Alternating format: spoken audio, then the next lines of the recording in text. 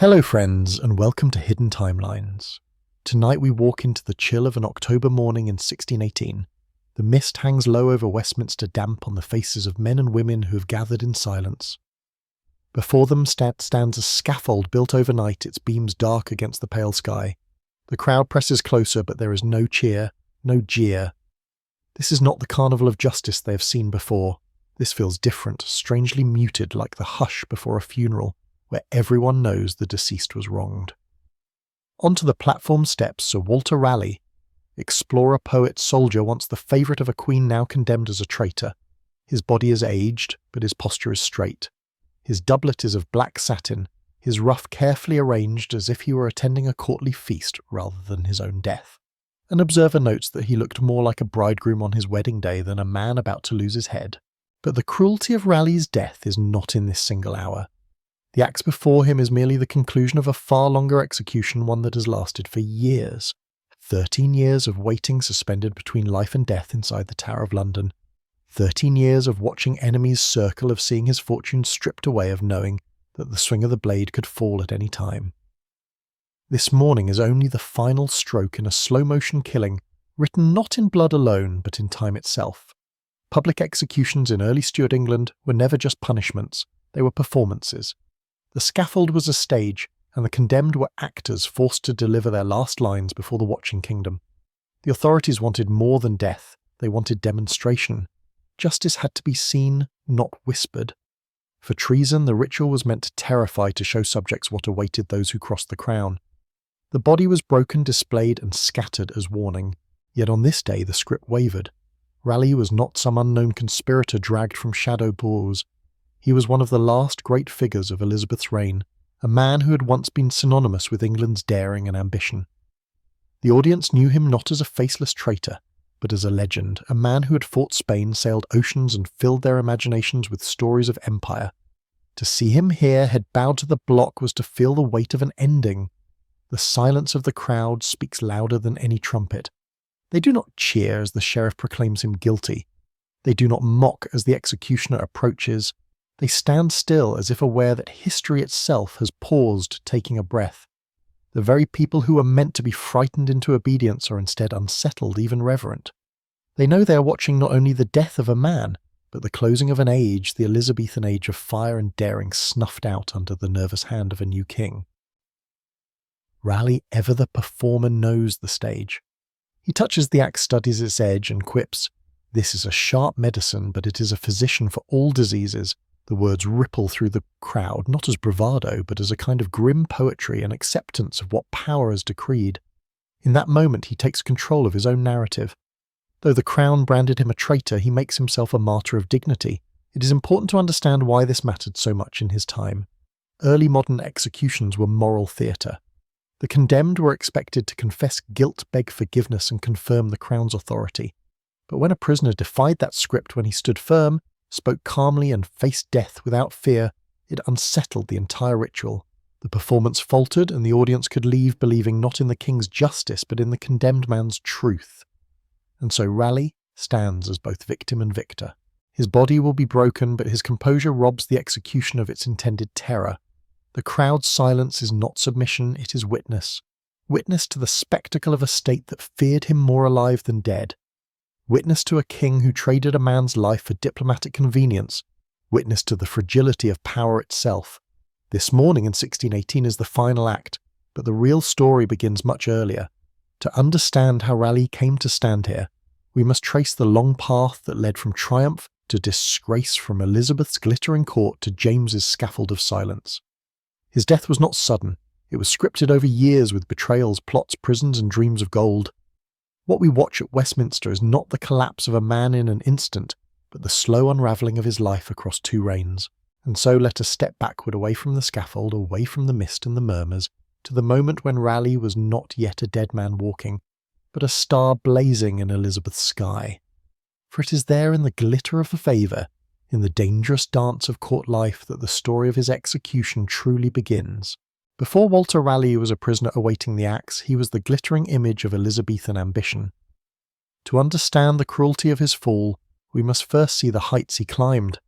Raleigh was not born into the ancient nobility that traditionally furnished the Queen's court with dukes and earls. He came from Devon, a gentry family with seafaring ties, men who knew the salt of the Atlantic and the edge of the sword. He was the kind of man Elizabeth loved to raise, bold, unafraid, and endlessly useful to her crown. His rise began in war. As a young man, Raleigh fought in Ireland, crushing uprisings with a ruthless efficiency that won him both notice and notoriety. From there, he turned his gaze outward toward the sea. In an age when the ocean was a new battlefield, he proved himself a daring privateer, seizing Spanish ships, raiding their colonies and enriching both himself and the crown. It was not long before Elizabeth herself took notice of this tall, dark-haired soldier who spoke with eloquence and carried himself with a kind of confidence that could ignite admiration or envy. At court, Raleigh became something more than a warrior. He was a poet weaving verses of longing and loyalty, dedicating lines to Elizabeth that mingled love with politics, passion with performance. The Virgin Queen, who had spent decades mastering the art of keeping men close but never too close, saw in him not only a loyal servant but an ornament to her reign. He embodied her image of a daring England, an England unafraid to defy Spain, to chart unknown seas, to wrap itself in dreams of empire. His rewards were immense. Elizabeth showered him with the monopoly's exclusive control of the lucrative wine trade profits from tin and cloth. She made him captain of the Queen's Guard, warden of the stannaries in Cornwall and Devon, and even governor of the island of Jersey. Each title was not only a post but a purse, a chance to build wealth and power. He was granted Durham House on the Strand, a palace fit for a favourite where tapestries hung heavy and the walls glittered with the symbols of newfound fortune. Raleigh lived as though the world itself was his estate. His velvet coats, his pearls and jewels, his habit of smoking the strange new world plant called tobacco, all of it marked him as a man apart. To some he was dazzling, to others insufferable. His arrogance was legendary. He spoke to rivals with a sharp tongue, carried himself with swagger, and showed little patience for men he deemed lesser. That arrogance earned him enemies, and at court enemies never slept. For Elizabeth, however, such arrogance was not a flaw but a useful quality. Her court was a theatre, and Raleigh played his role with flair. He was bold enough to dream of colonies in Virginia, naming the land for his queen. He was clever enough to dress loyalty in the language of love-crafting and intimacy with Elizabeth that was more political performance than romance, though many whispered otherwise. The truth of Elizabeth's court was this favour was currency, and it was spent at her pleasure. A smile could enrich a man, a frown could ruin him. Raleigh knew how to win her favour, and for a time he was unmatched. Yet the system that raised him so high was also designed to make him fragile.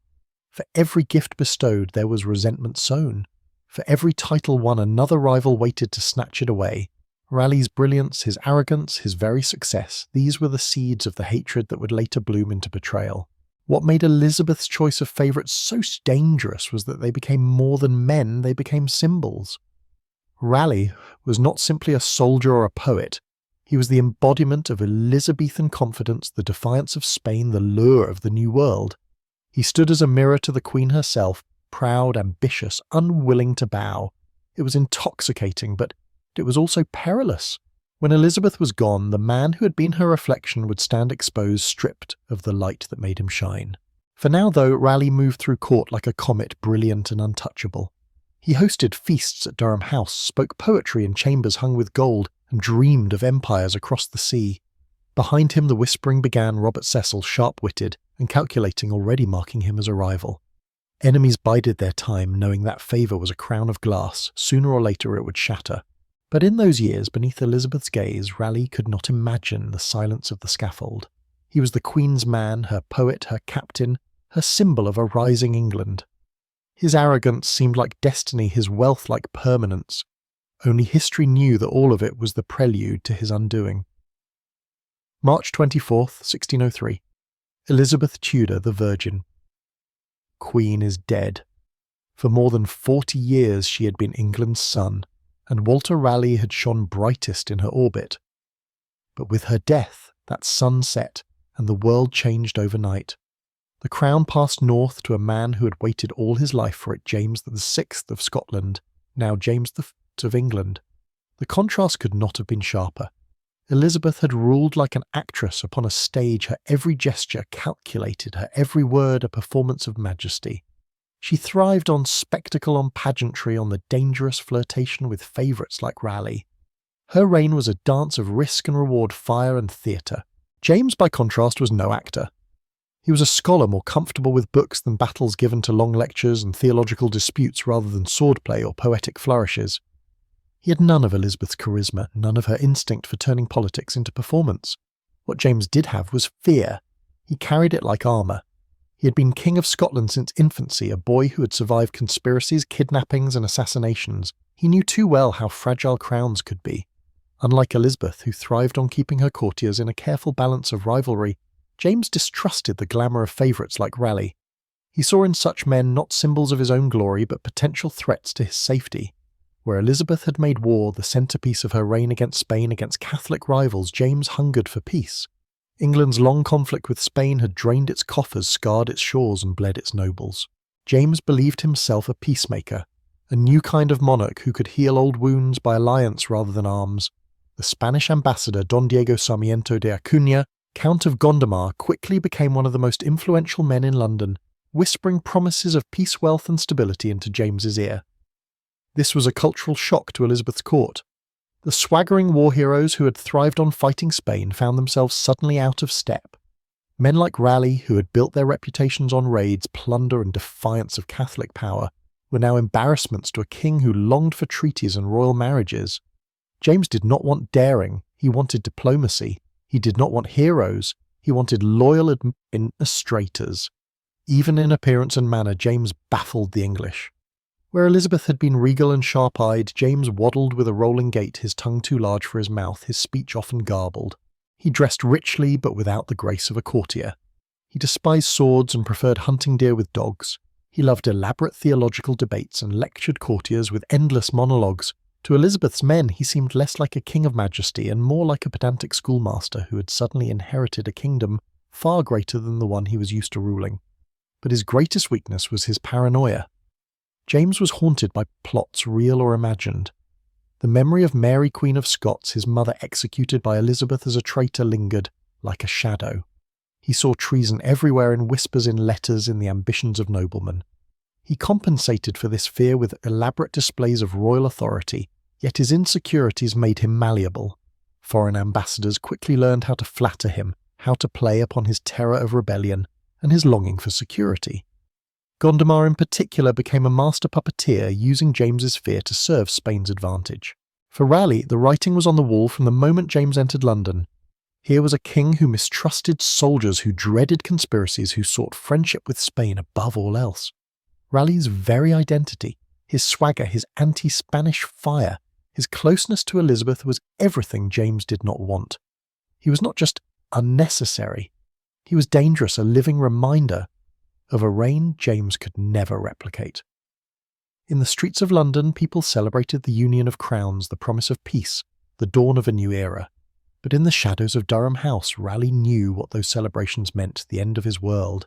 He had been built for Elizabeth's England, an England of war and fire. Now he stood in James's England, an England of treaties and caution. He was a man out of time, a soldier in a kingdom that no longer wanted warriors.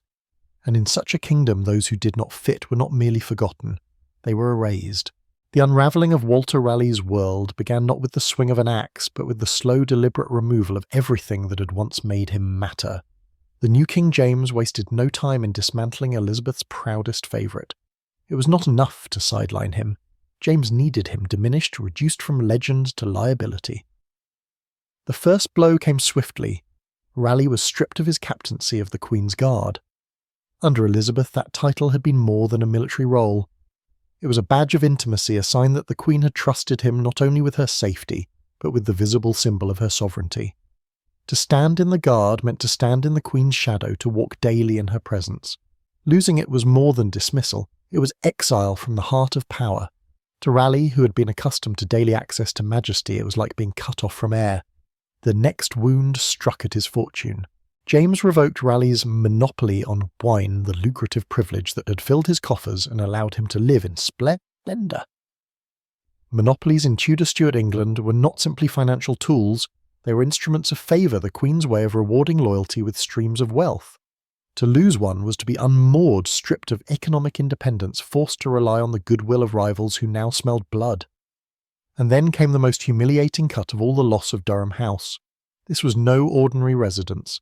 It was a grand palace on the Strand overlooking the Thames, a place of feasts and music where Raleigh had entertained poets, captains, and ambassadors.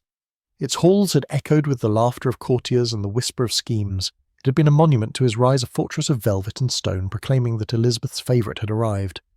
Now James seized it and handed it over to a bishop. The message was unmistakable. Raleigh was not merely displaced, he was disowned. For a man who had lived his life under Elizabeth's glittering light, the fall was swift and merciless. In a matter of months, Raleigh went from a prince among courtiers to a vagabond in politics, stripped of rank, fortune, and home. The courtiers who had once flocked to his banquets now drifted away. Rival factions led by Robert Cecil sharpened their knives. In the ruthless ecosystem of the Tudor-Stuart court, a man without favour was already halfway to ruin. What Raleigh endured was not unique.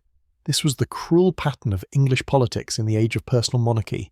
Favourites soared high on the wings of a sovereign's attention, but those same wings could collapse in an instant. Today you dined at the king's table. Tomorrow you might find yourself in the Tower, or worse, dangling at Tyburn. Raleigh knew this truth in theory, but to feel it crushed down upon him was another matter entirely. It is worth pausing here to understand what it meant to lose so much so quickly. In early modern England, identity was inseparable from position. To be captain of the guard was to be a man whose very presence spoke of authority. To hold monopolies was to command wealth that shaped not only your sole household, but the livelihoods of thousands. To own Durham House was to stake your claim in the geography of power itself. Losing these was not simply a series of financial setbacks, it was a ritual stripping away of Raleigh's very self. And yet there was an element of spectacle in the cruelty. James's court watched it happen with fascination, perhaps even satisfaction. For years Raleigh had strutted with arrogance, and many had quietly longed for his downfall. Now they saw it unfold like a morality play. The mighty brought low, the favourite unmade. To some it was justice, to others it was a warning. The crown giveth, and the crown taketh away. Raleigh himself must have felt the weight of it keenly. He had always believed that boldness could carve a man's destiny, that daring acts of war, poetry, and ambition could immortalise him. But in 1603 he discovered a harsher truth, that in the theatre of monarchy no man's brilliance could outshine the whims of a king. His fall was not the result of battlefield defeat, but of a sovereign's suspicion and a court's hunger for survival, and yet Raleigh's enemies were not content with seeing him ruined. To erase a favourite's wealth and titles was one thing. To destroy him entirely was another. Robert Cecil and his allies knew that as long as Raleigh lived, he remained a symbol of Elizabeth's glory of resistance to Spain of a past age that some still longed for. To truly silence him, they would need something more final, and in the shadows of Whitehall plans were already forming. By the summer of 1603, Raleigh was already stripped of titles, monopolies, and home. But his enemies knew that humiliation alone was not enough. A man like Raleigh could not simply fade into obscurity. His very existence was dangerous. He was too well known, too eloquent, too symbolic of Elizabeth's age of daring. For Cecil and others who thrived in James's cautious court, it was not enough to watch him ruined. He needed to be destroyed. The weapon would be a conspiracy. In the tense months after Elizabeth's death, London was awash in rumours. The new king was Scottish foreign to many of his English subjects. Catholics who had endured decades of persecution under Elizabeth whispered of change. Perhaps James might be more lenient. Others feared he would be too lenient, that Catholic Spain would gain influence over English politics. Out of this atmosphere of fear and hope, paranoia bloomed, and paranoia always needed scapegoats. The so-called main plot emerged. According to the Crown's version, Raleigh had conspired with his friend Henry Brooke, Lord Cobham, to depose James and place Lady Arabella Stuart on the throne. Arabella was James's cousin of royal blood, and though she had no desire for treason, her mere existence made her a pawn in countless schemes. The alleged plan was breathtaking in its audacity. James toppled Arabella, crowned and Spain England's sworn enemy, financing the entire affair in exchange for tolerance of English Catholics. It sounded like treason written to order, and in many ways it was. James's court had inherited Elizabeth's habit of discovering plots whenever they needed to neutralise opponents. Such plots were less about real conspiracies than about political convenience. The accusation itself was often enough. Treason charges gave the Crown legal justification to remove rivals, confiscate lands, and terrify others into obedience. For Raleigh, the choice of accusation was almost too neat.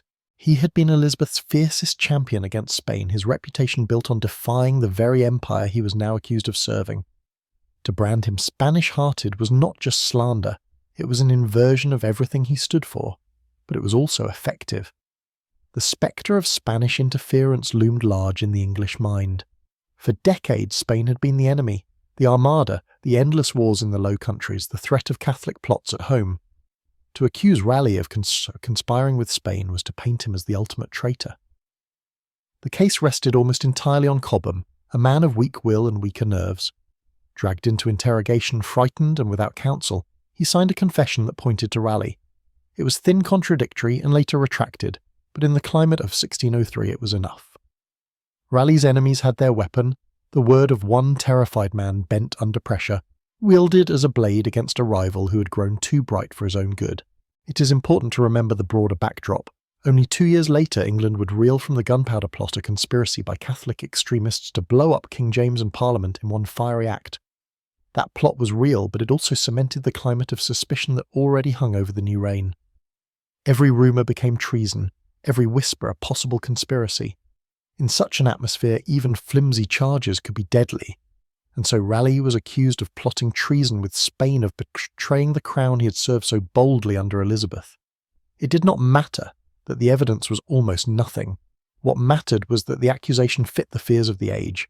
He was proud he was dangerous, and he was now branded a traitor. The stage was set for his trial and for one of the most notorious legal spectacles in English history. At the centre of the so-called main plot stood one man, Henry Brooke, Lord Cobham. He was not a mastermind, not a hardened conspirator, but a nervous, indecisive nobleman caught in a storm far larger than himself. For the crown, he was both the perfect target and the perfect tool. His testimony, wrung out under pressure, would become the star witness against Walter Raleigh. Cobham's first confession was written under interrogation without counsel, and under the full weight of fear.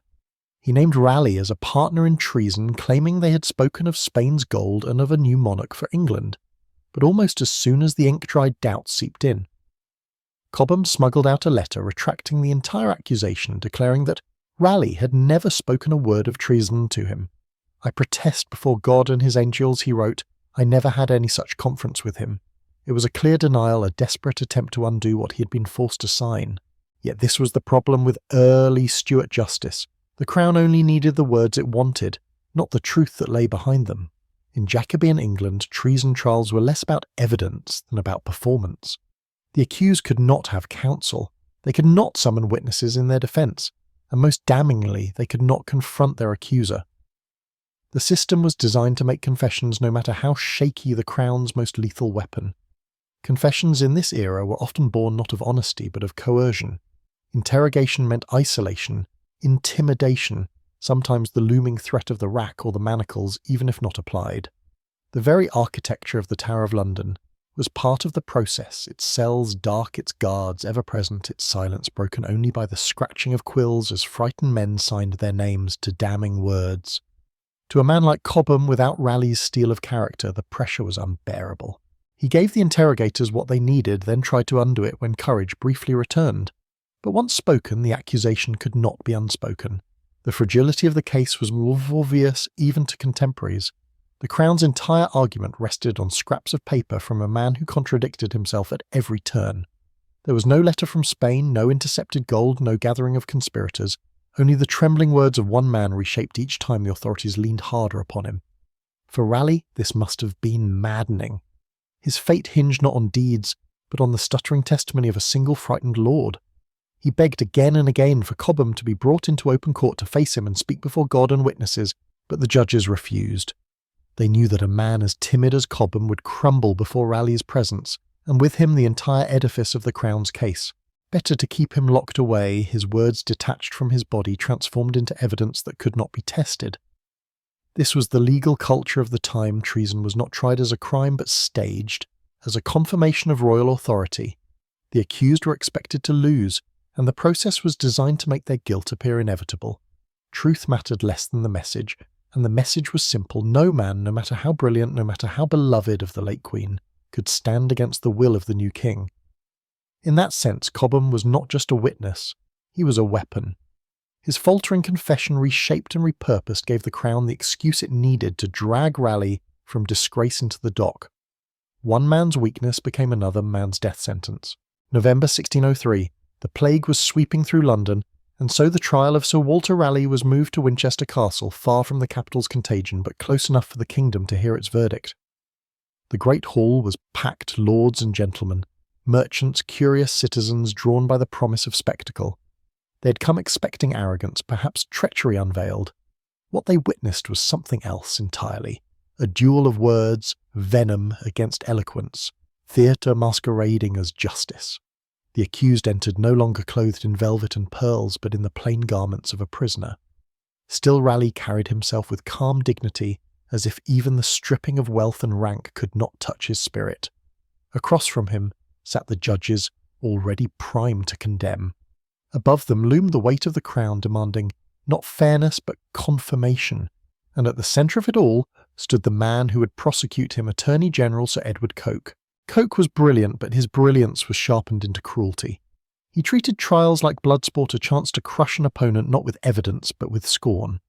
From the beginning, his attacks were not legal arguments but insults. He spat at Raleigh, calling him the most vile and execrable traitor that ever lived. He mocked him as Spanish-hearted a man with the face of an Englishman, but the soul of England's enemy. His words were designed to strip away Raleigh's humanity before the eyes of the court, to reduce him to a monster unworthy of mercy. But Raleigh was no ordinary defendant. He had spent his life wielding words, whether in poetry, diplomacy, or persuasion at Elizabeth's side. On this day he used them as armour and sword alike.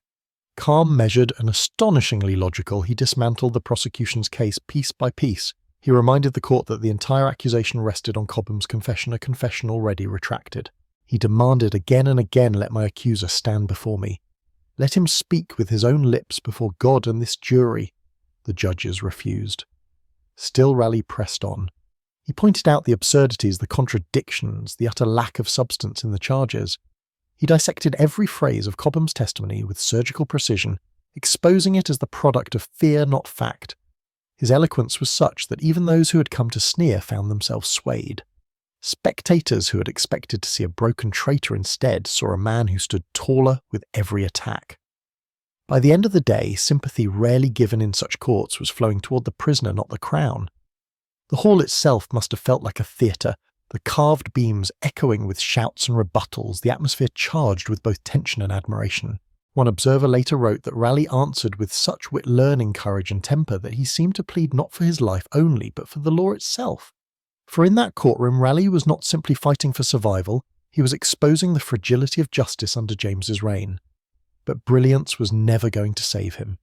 The trial was a performance, and the verdict had been written before the play began.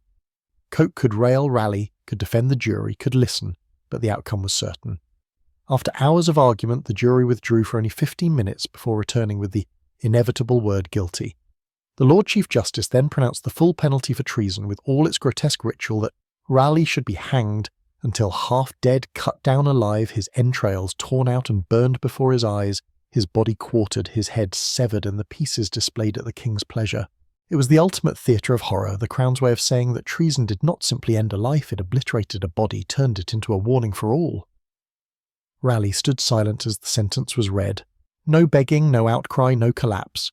He received it with the same composure he'd shown all day, as though determined that if he could not win justice, he could at least win dignity. The trial at Winchester became infamous not for its evidence, but for its spectacle.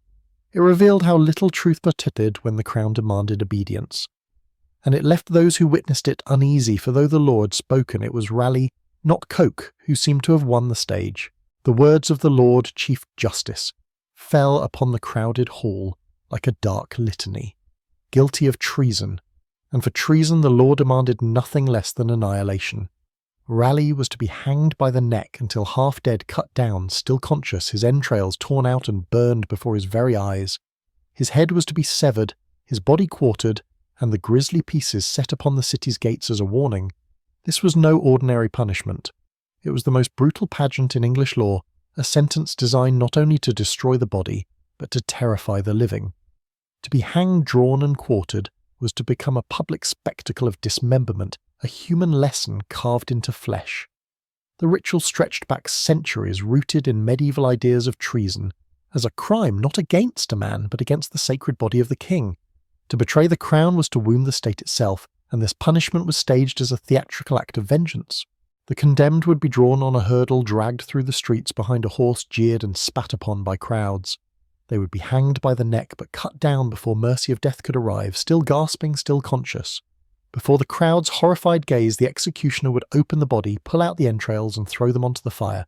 The heart itself, symbol of loyalty, would be torn out and displayed as the ultimate betrayal. Finally, the head would be struck off the body, divided into quarters, and the fragments scattered on city walls and gates. It was not only a killing, it was erasure, an attempt to obliterate the traitor's identity and make his body serve as a warning long after his voice was silenced. For Raleigh, a man of letters, of pride, of immense self-control, to hear such a sentence must have been like listening to his own life rewritten as nightmare theatre, and yet he stood unmoving. Observers recorded his composure, no breakdown, no pleas for mercy, no anger. If the court intended to see him undone in fear, it failed. He listened with the same calm eloquence he had shown throughout, as though determined that even in condemnation he would give nothing to his enemies. The sentence was set. But when the day came to enforce it, James hesitated. The new king, cautious as ever, saw the danger. Raleigh was not an unknown conspirator. He was one of the most famous men in England. His victories against Spain, his voyages to the New World, his dazzling years under Elizabeth, all still burned in public memory.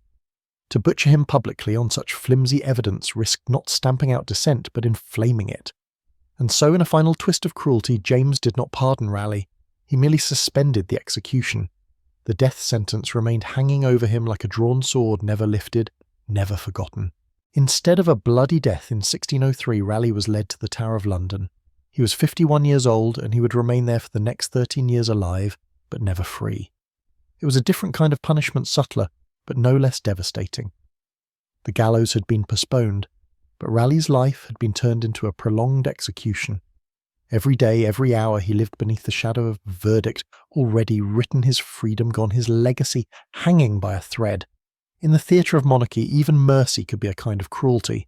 When the Tower gates closed behind Sir Walter Raleigh in 1603, many must have assumed he would not last the year. The death sentence still clung to him like a shadow ready to be carried out whenever it suited the crown. And yet year after year Raleigh remained alive, trapped, but breathing. His prison became not a dungeon of chains and straw, but as a strange twilight world where he lived half as a captive, half as a ghost of the Elizabethan age. The Tower of London was no common jail. For men of rank it offered chambers, rather than pits, guarded liberties rather than fetid darkness. Raleigh's wife Bess and their young son Walter, or Wat, were even permitted to live with him for a time. Later another son, Carew, was born within those ancient walls, his first cries echoing off stone once meant to silence. For a while the Tower was not just Raleigh's prison, it was his household. But make no mistake, captivity gnawed at him. Raleigh had been a man of ceaseless energy, a courtier who had thrived on motion voyages and ambition. Now he walked the same cobbled courtyards each day, pacing like a lion behind bars. Yet he refused to let confinement extinguish him. If he could not command fleets or dazzle in Elizabeth's chamber, he would turn inward, transforming his prison into a study, his sentence into a monument. He built a small laboratory, complete with a furnace where he distilled cordials and experimented with alchemy. He studied plants and minerals, tested remedies, and wrote treatises on medicine. Visitors came, noble scholars, curious onlookers, and found a man still vibrant, still restlessly curious. To step into his chambers was to step into the mind of a man unwilling to rot. But his greatest labour was a book, A History of the World. It was nothing less than an attempt to contain the sweep of human time between covers from creation itself to the present day. Raleigh had always dreamed of greatness, of leaving a mark upon the earth. Now denied ships and swords, he reached for immortality through ink. Published in 1614, The History of the World was monumental, thousands of pages of scholarship, philosophy, and moral reflection.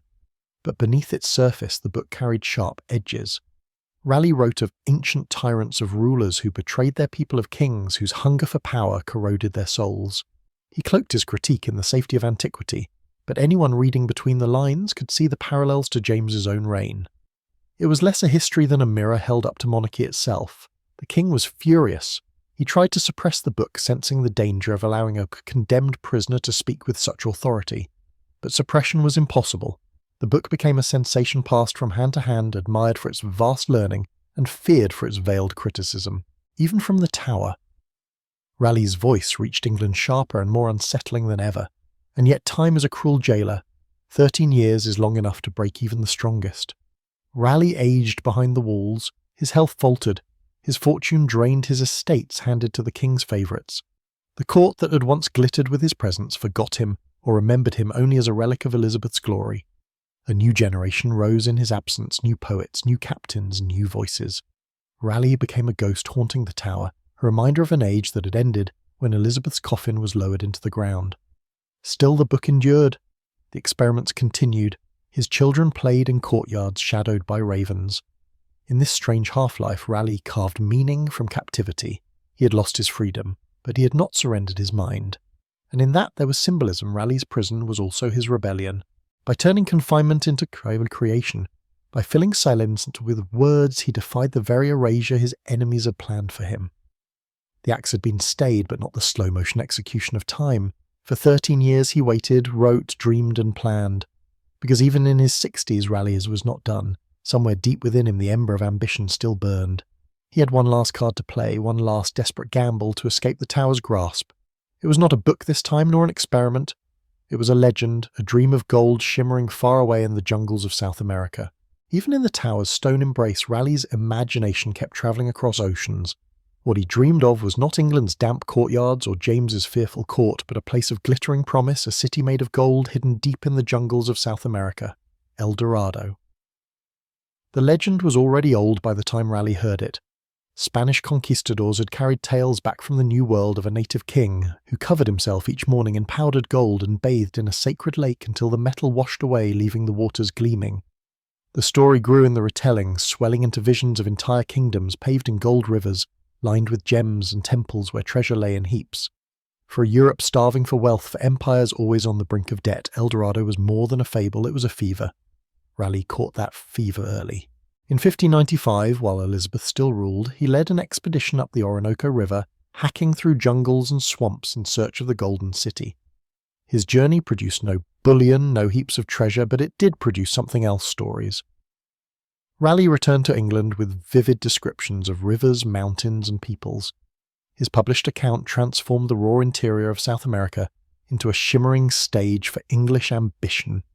Where Spain had conquered Peru and Mexico, Raleigh painted Guyana as England's chance for its own empire of unimaginable wealth. But the truth was less forgiving. The Orinoco expedition was brutal. Disease tore through the men, provisions ran low, and the jungle resisted them at every step. There was no golden city waiting, no doors flung open to piles of treasure. What Raleigh brought back was not gold but narrative, the power of promise, the dream that just beyond the horizon, riches still waited. And for Elizabeth, ever hungry for symbols of defiance against Spain, that dream was enough. In the years that followed, the myth of El Dorado only grew. It became not just a place on our map, but a metaphor for human ambition itself.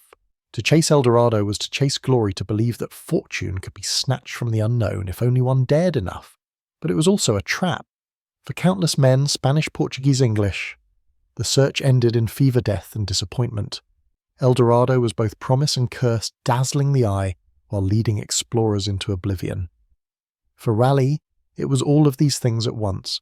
In Elizabeth's reign, it had been his ticket to royal favour, proof that he could match Spain's conquistadors with visions of English greatness.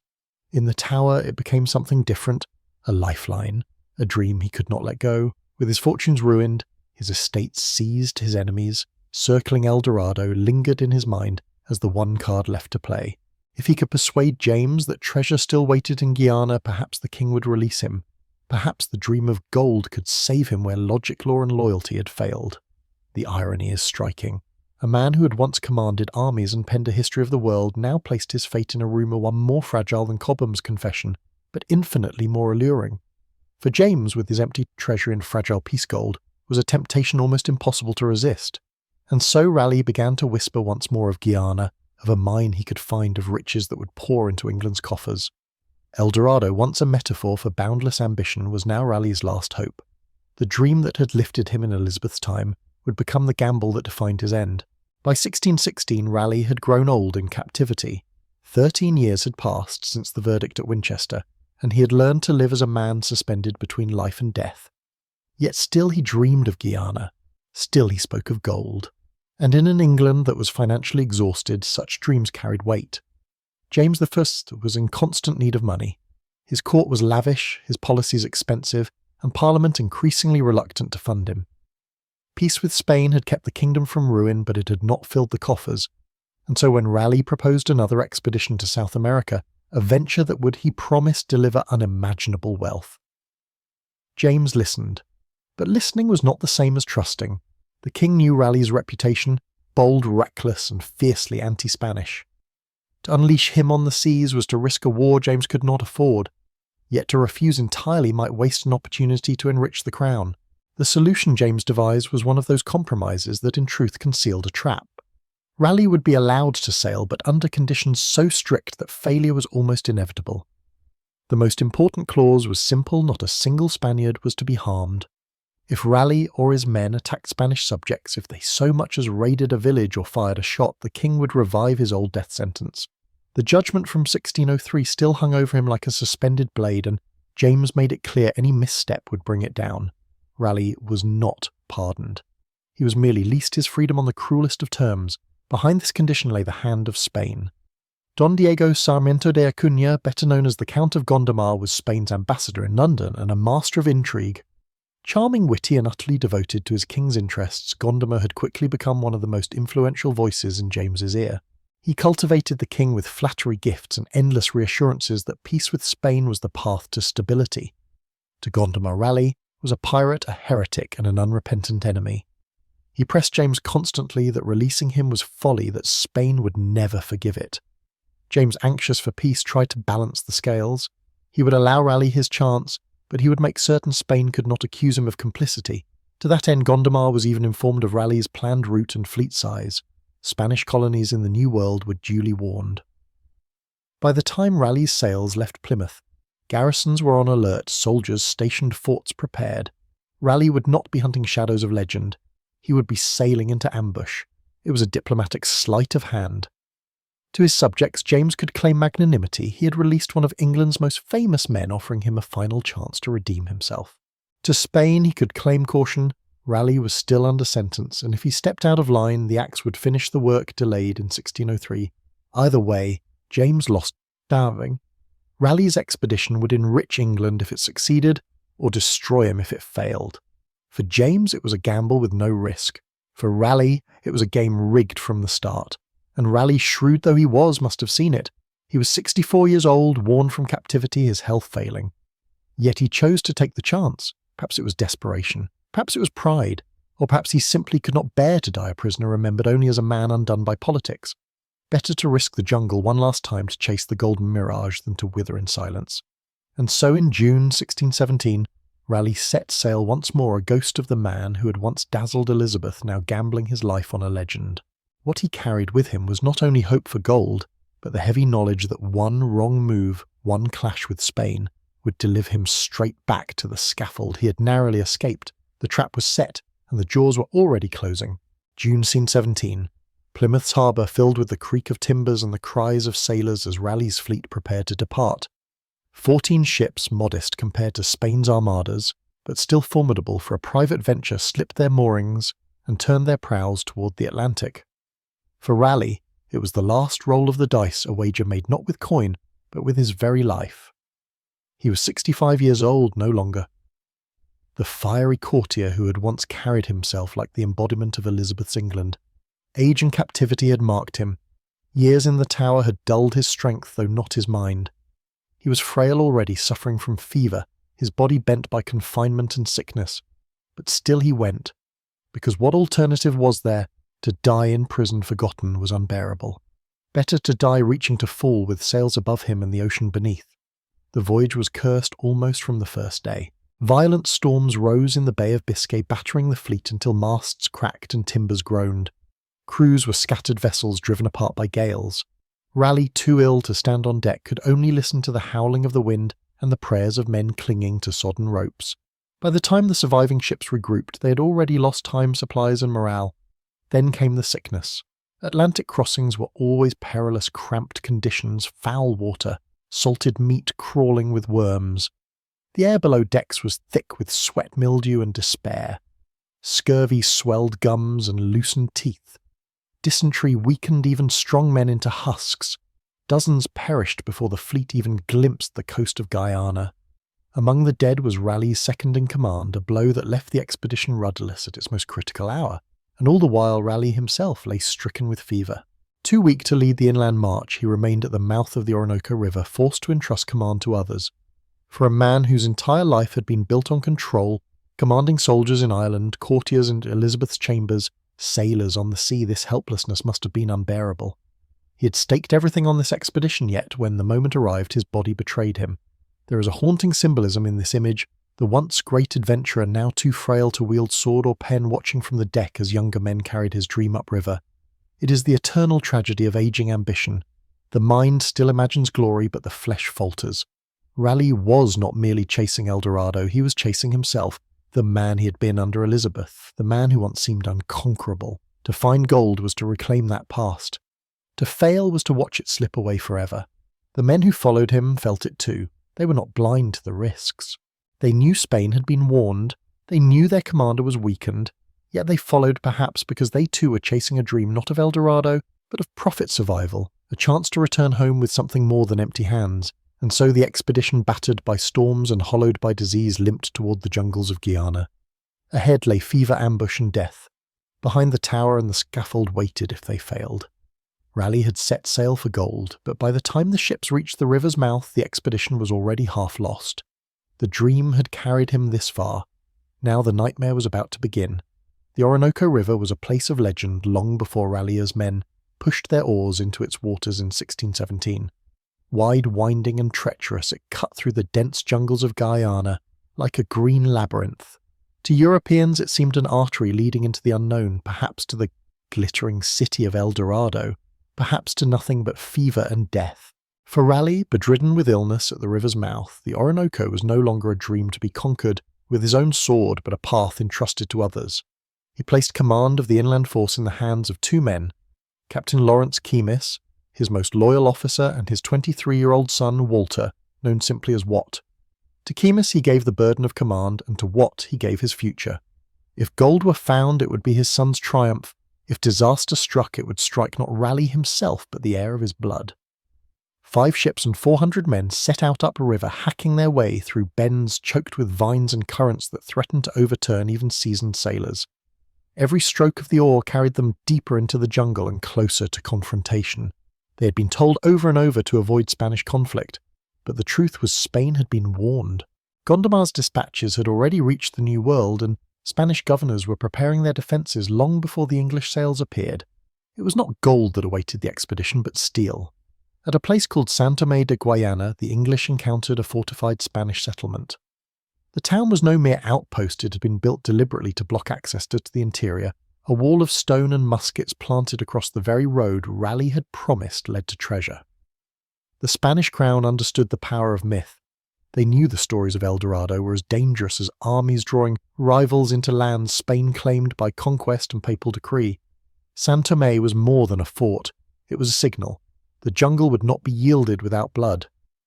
Here lies the irony of empire, a rumour could shape strategy as powerfully as any map. El Dorado, a legend whispered by conquistadors, had hardened into military logic. Spain could not afford to let rivals, even weakened ones, probe too deeply.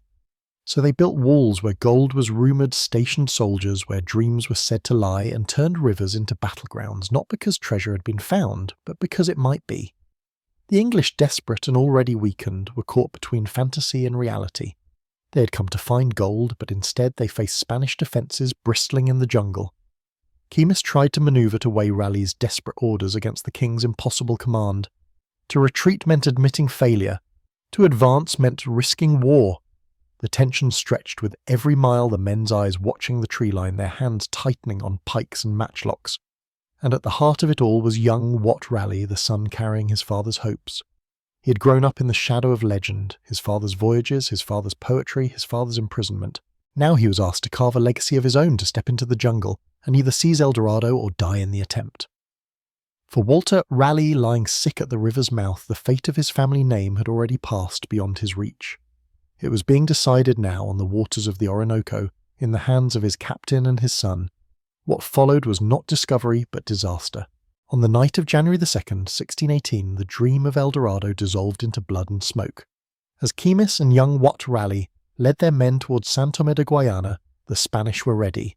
Muskets were loaded, pikes bristled, and in the dense dark of the jungle settlement, every shadow seemed alive with danger.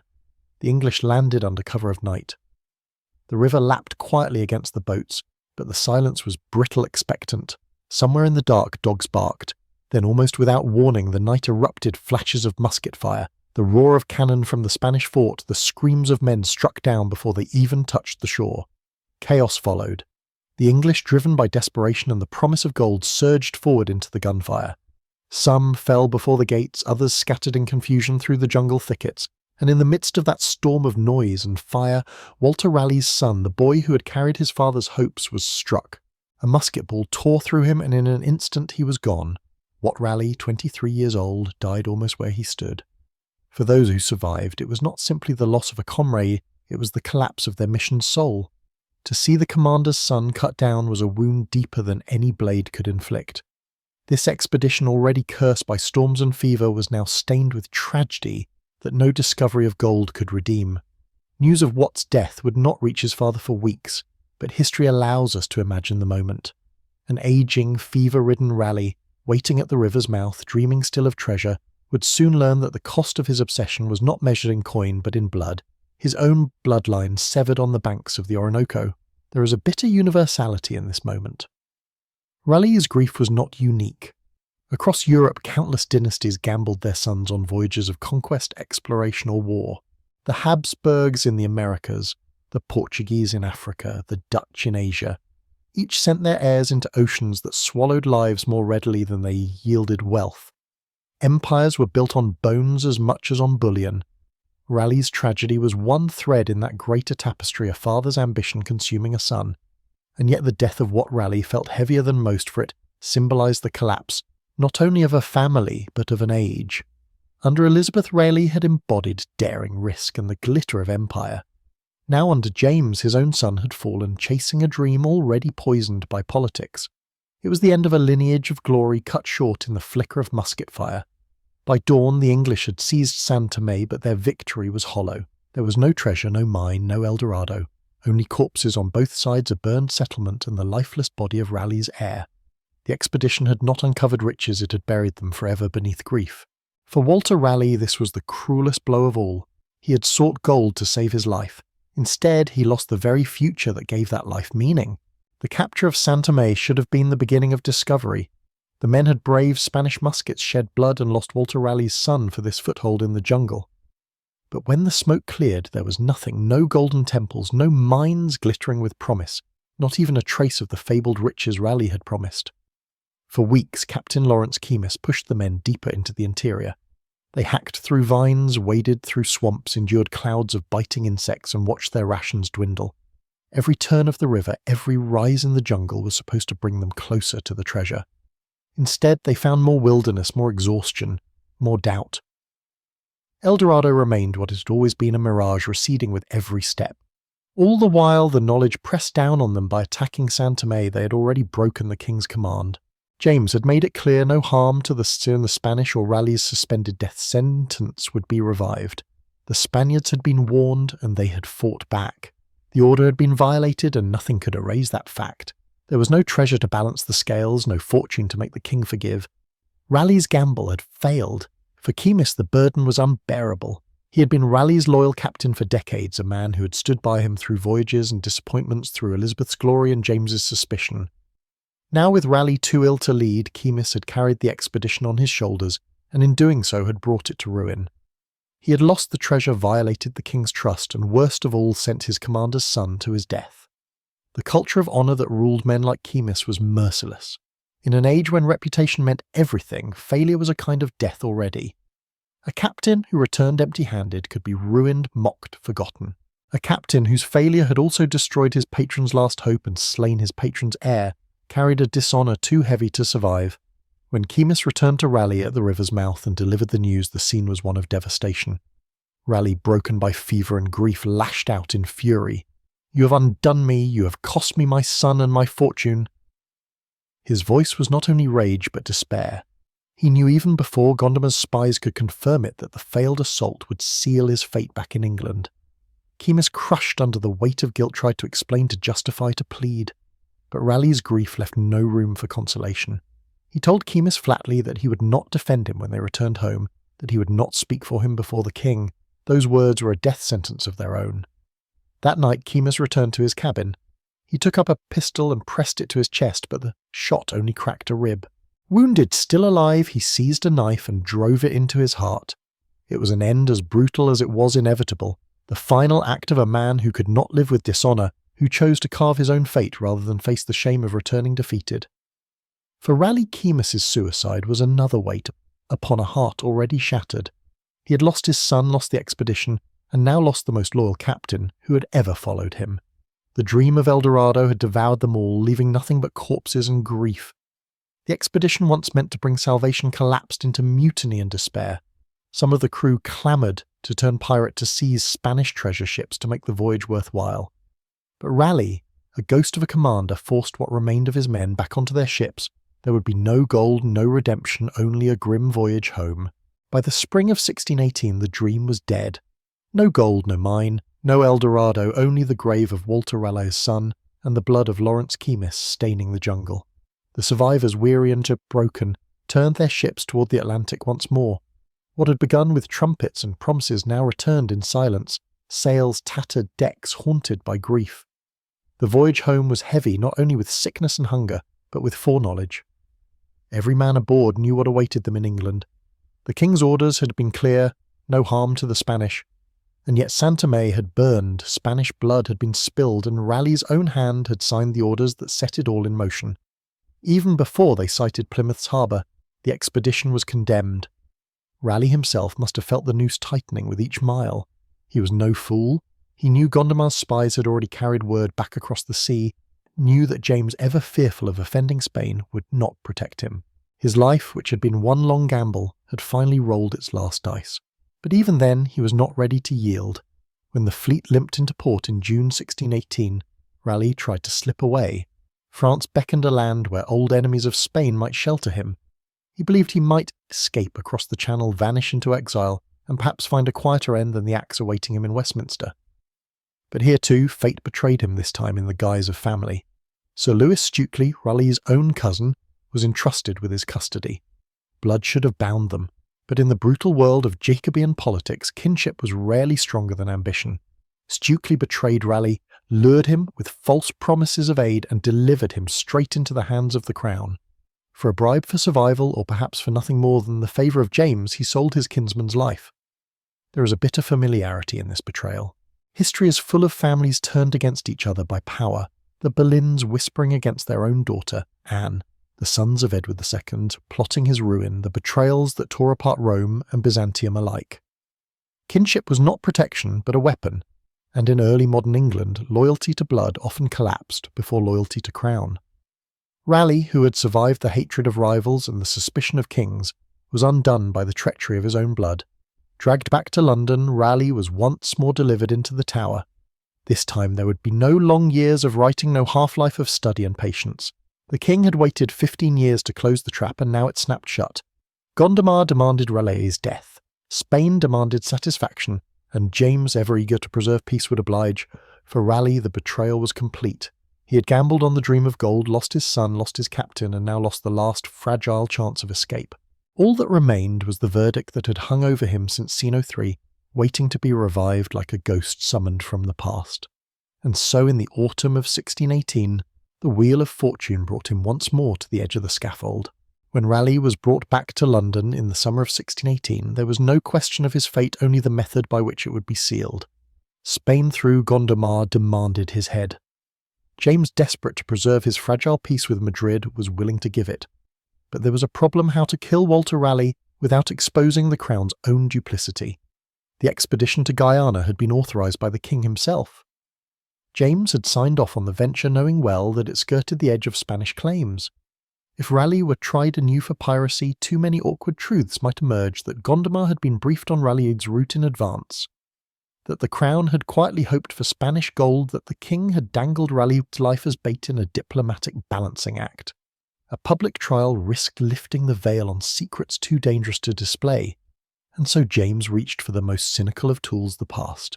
Instead of trying Raleigh for the failure at Santa May or the death of his son instead of prosecuting him for piracy, the Crown simply revived the old sentence from Winchester 15 years cold built on the crumbling words of Cobham's confession. No new evidence was needed, no new juries summoned. The machinery of law did not move forward, it circled back, dragging Raleigh with it. This was law as theatre, not justice. The Crown could present Raleigh's execution as the fulfilment of a sentence long overdue, a delayed punishment rather than a fresh political murder. It spared James the embarrassment of new proceedings, and it gave Gondomar the satisfaction of seeing Spain's enemies silenced without the complications of trial. In one stroke, James avoided scandal, appeased his ally, and rid himself of a man he had feared since the day he took the throne. To the public, however, the manoeuvre was transparent. Everyone knew Raleigh's death was not about the main plot of 1603. That conspiracy had collapsed long ago under the weight of its own absurdity. To drag its corpse into the light now was to admit what most already suspected: the law was not an instrument of truth, but a mask worn by power. This was not unusual in early modern England. The law often served as a stage where the verdict was already written. The drama played out not to decide guilt, but to reinforce authority. Treason trials in particular were less about the accused and more about the Crown. They demonstrated the reach of royal justice, the fate of those who defied it, the theatre of obedience. Raleigh's trial had long since ended. What remained was the performance of his downfall. And so in October 1618 commissions met briefly and ruled that the old judgment must now be carried out. The wheels of state turned with bureaucratic efficiency as though Raleigh's 13 years in the Tower had been nothing but a pause in the script. The axe once suspended was now lowered. For Raleigh, it was the final betrayal. He had endured humiliation, imprisonment, and loss. He had chased gold across oceans, buried his son in the jungle, watched his captain die by his own hand. And still the Crown did not even grant him the dignity of a new trial. His fate would be sealed by a lie, 15 years old, recycled for convenience, wielded not as law, but as theatre. The trap laid in 1603 had finally closed. The stage was prepared. All that remained was the performance of his death. October 28, 1618, Raleigh was moved from the Tower to the Gatehouse Prison at Westminster Abbey, a short walk from where his scaffold had already been built. For years he had lived under the shadow of the axe, but now the shadow became solid, the moment no longer deferred. He had one night left, one final vigil before the end. That night he took up pen and paper to write to his wife Bess. The letter survives, one of the most haunting relics of his age.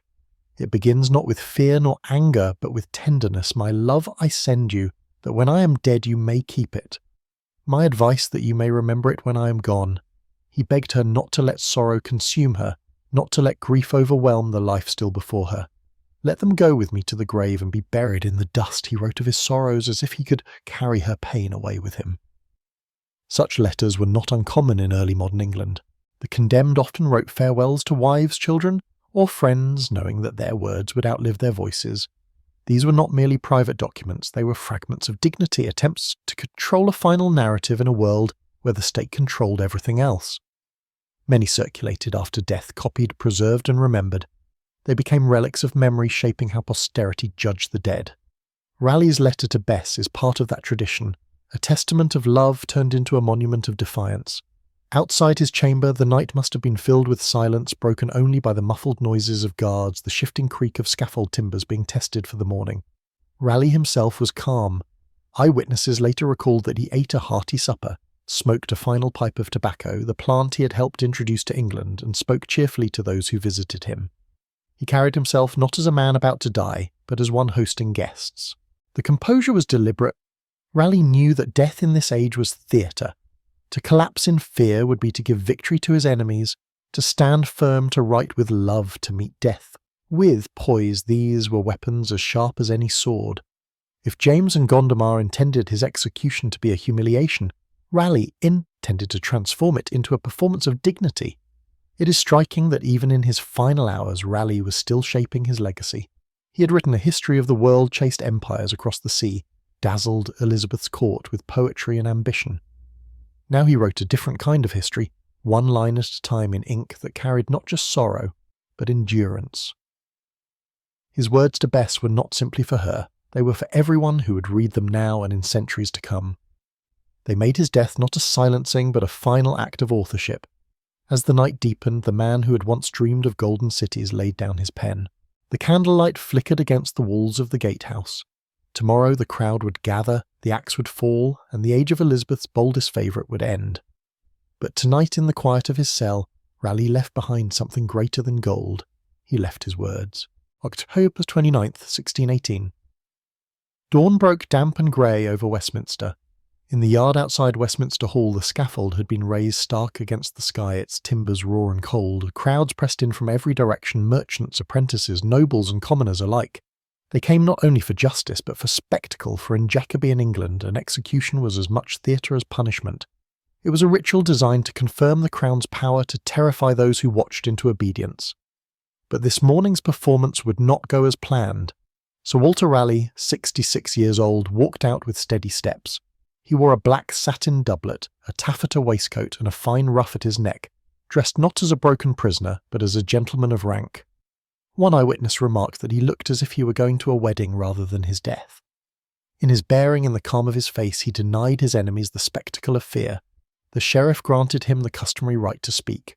Raleigh turned to the crowd and for nearly an hour spoke with clarity and composure. His voice, weakened by fever, was nonetheless strong enough to carry. He denied the charges of treason that had haunted him since 1603. He explained the disaster at Guiana, mourning the death of his son and the futility of the search for gold. He affirmed his loyalty to England, declaring that though fortune had undone him, he had never betrayed his country. The crowd listened in silence. There were no jeers, no cries of contempt. Instead, many felt admiration and sympathy, even for the man the Crown branded a traitor. Raleigh was turning the scaffold into his own stage, and the audience, meant to be cowed, found themselves moved instead. When he had finished, Raleigh gave away tokens, a hat, a silver watch, gestures of final generosity. Then he turned to the executioner, who trembling asked for forgiveness. Raleigh placed a hand on his shoulder, smiled, and granted it freely. Custom demanded that the condemned man examine the blade. Raleigh ran his thumb along the axe's edge and remarked with cool wit, "This is a sharp medicine, but it is a physician for all diseases."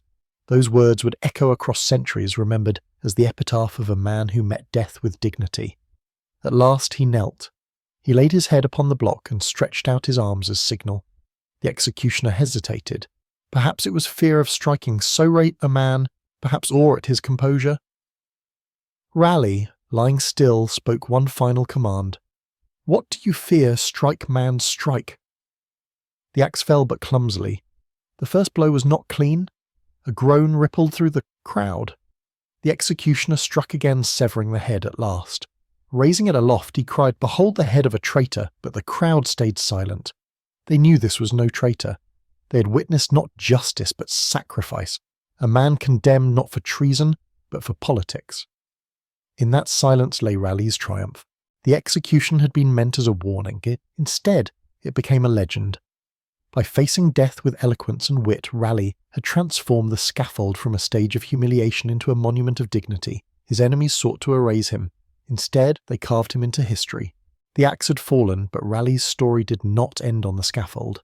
Even in death, his presence lingered defiant, unerasable.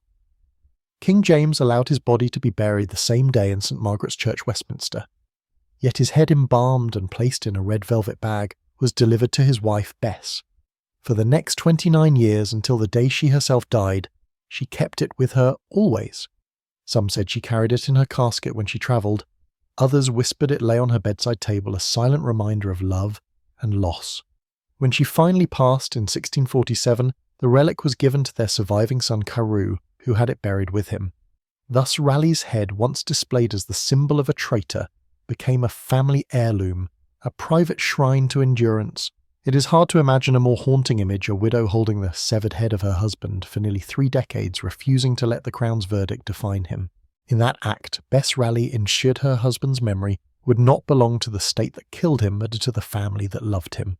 Meanwhile, Raleigh's writings outlived his enemies. His History of the World, though, censored by James, circulated widely admired for its vast learning and veiled criticisms of tyranny. His poems survived. His voyages were retold, and his final words on the scaffold echoed through generations. Even the plant he had popularised, tobacco, carried his name into households across Europe. The man James tried to erase remained woven into the fabric of English identity. For the people, Raleigh's death was never justice. It was a political murder, plain and stark, carried out not for treason, but for diplomacy. Gondomar, Spain's whispering ambassador, had demanded Raleigh's head as the price of peace, and James, cautious and fearful, had paid it. The silence of the crowd at his execution was not indifference. It was recognition. They had seen the masks slip. They knew the state had killed not a traitor, but one of England's greatest adventurers. And so Raleigh became something more than man, he became symbol. To some, he embodied Elizabethan ambition, the fire that reached across oceans, that dreamed of empire, that dared where others hesitated. To others, he stood as the foil to Jacobean fear, the reminder that courage and imagination had been replaced by suspicion and compromise. In his contradictions, poet and pirate, visionary and schemer, loyalist and dreamer, he represented England itself, brilliant and flawed forever, balancing greatness with folly. But perhaps Raleigh's truest legacy lies in the way power turned him into myth. States do this endlessly. They silence, condemn or destroy, and yet, in the very act of erasure, they create legends. Raleigh's enemies meant to bury him, but their cruelty carved him deeper into memory. His story became a reminder of the eternal dance between power and truth. Kings may dictate verdicts, but history listens to the silences, the crowds, the widows keeping red velvet bags, the words written in prison, the voices that refuse to vanish. The Elizabethan age ended with Raleigh's head in the basket, and the Jacobean age revealed itself in the compromise that killed him. But Raleigh himself transcended both. He lived on as an icon of defiance, as a ghost haunting England's conscience. His last words still ring, "Strike, man, strike," not merely as a command to an executioner, but as a challenge across centuries, a demand to look power in the eye even at the block and refuse to surrender one's dignity. In the end, the state sought to silence him. Instead, it gave him immortality. The lessons of Sir Walter Raleigh. Sir Walter Raleigh's life ended on a scaffold, but his story is more than the tale of a man undone by politics. It is a mirror held up across 4 centuries, showing us the dangerous dance between ambition, power, and truth. Raleigh was a man of brilliance, poet-soldier, sailor-dreamer. Under Elizabeth, he embodied England's fire-daring voyages, defiance of Spain, visions of empire. Under James, he became a liability, a ghost from an age that no longer fit the king's fearful reign. His death was not about guilt, but about convenience. The verdict of 1603 was recycled 15 years later to satisfy Spain and preserve peace. It was not justice, it was calculation. And yet Raleigh met that injustice with dignity. On the scaffold, he was calm, eloquent, even witty. He refused to give his enemies the satisfaction of fear. His words, "This is a sharp medicine, but it is a physician for all diseases," transformed his execution from humiliation into legend. The silence of the crowd spoke louder than the executioner's cry. They knew they had seen not the death of a traitor, but the murder of a statesman. What then does Raleigh's story teach us? First, it reminds us that ambition is both power and peril. Raleigh's hunger for glory drove him across oceans into Elizabeth's favour and onto the stage of history. But the same hunger blinded him, luring him into the mirage of El Dorado. In chasing gold, he gambled not only his own life, but the life of his son. Ambition can inspire us to reach higher, but unchecked, it can consume everything we hold dear. Second, his fate reveals how fragile justice becomes when truth is bent to the needs of power. Raleigh's trial was a performance, his sentence a tool of convenience, his death a diplomatic gesture. The law was used not to uncover truth, but to display obedience. This should remind us to guard our institutions fiercely, to insist that law serves justice and not the whim of those in power. Third, Raleigh's composure in the face of betrayal offers a lesson in dignity. He had been stripped of wealth, friends, even family. Yet he faced his end without collapse. He chose words of calm, of generosity, even of forgiveness. Dignity, he showed us, is the one thing no king can strip away. It is the final weapon of the powerless, the act of defiance that outlives the axe. And finally, Raleigh's story teaches us about memory. States tried to erase him, but they only carved him deeper into history. His wife kept his head for 29 years. His writings endured. His legend grew. This is the paradox of power. By seeking to silence it, often amplifies. By trying to erase it, preserves. Truth has a way of slipping through cracks, surviving in words, gestures, and memory. We may not face scaffolds, but we all live under systems of power, ambition, and compromise.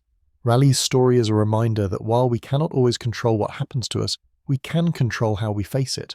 Ambition must be tempered with wisdom. Justice must be defended. and dignity, even in our darkest hour, can make us immortal in the eyes of those who witness. Thank you so much for keeping me company tonight. Don't forget to subscribe so we can share many more stories together. Hearts, hearts, hearts.